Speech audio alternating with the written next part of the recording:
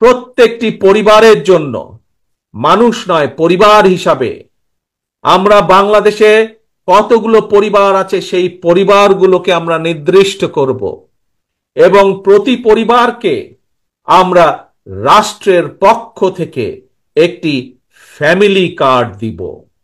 কি card? Family card দিব। এখন জিজ্ঞেস করতে পারেন এই ফ্যামিলি কার্ডটি কি? এই ফ্যামিলি কার্ডটি হবে সেই পরিবারের মায়ের নামে বা সেই পরিবারের যে গৃহিণী থাকবেন তার নামে এই ফ্যামিলি কার্ডটি হবে। রাষ্ট্রের পক্ষ থেকে আমরা গ্রাম থেকে শুরু করে থানা জেলা পর্যায় পর্যন্ত আমরা প্রত্যেকটি পরিবারকে চেষ্টা করব একটি পরিবারের মাসিক যে প্রয়োজনীয় খাদ্যদ্রব্য যেগুলো প্রয়োজন তার মধ্যে কিছু সংখ্যক খাদ্যদ্রব্যের একটি নির্দিষ্ট পরিমাণ সহযোগিতা করার জন্য, যাতে করে প্রত্যেকটি পরিবারের উপরে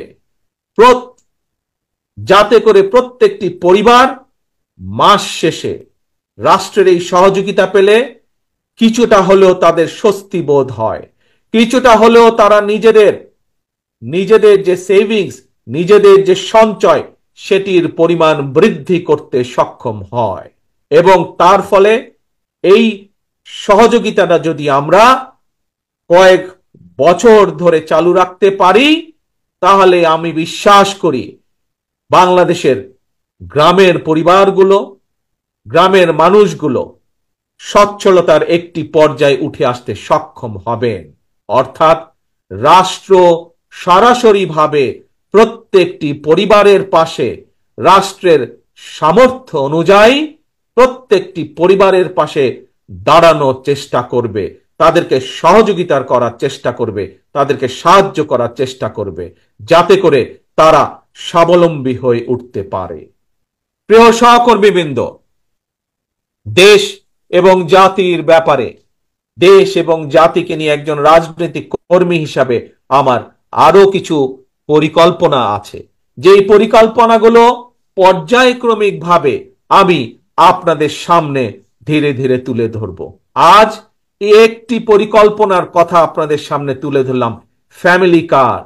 এবং এই কার্ডের আমি আগেই বলেছি এই কার্ডটি কার নামে হবে? এই কার্ডটি সেই পরিবারের গৃহিণী, 4 জনের একটি পরিবার, রাষ্ট্রের পক্ষ থেকে সহযোগিতা প্রদান করা হবে এবং এই ফ্যামিলি কার্ডটি হবে সেই পরিবারের মা বা সেই পরিবারের যে গৃহিণী থাকবেন তার নামে, যাতে করে আমরা বাংলাদেশের অর্ধেক জনসংখ্যার অর্ধেক হচ্ছে নারী, যাতে করে আমরা নারীদের ক্ষমতায়ন বৃদ্ধি করতে পারি, যাতে করে স্বাবলম্বী করে তুলতে পারি আমরা বাংলাদেশের মা বোনকে, সেটিও হবে তার অন্যতম একটি লক্ষ্য এই ফ্যামিলি কার্ডে।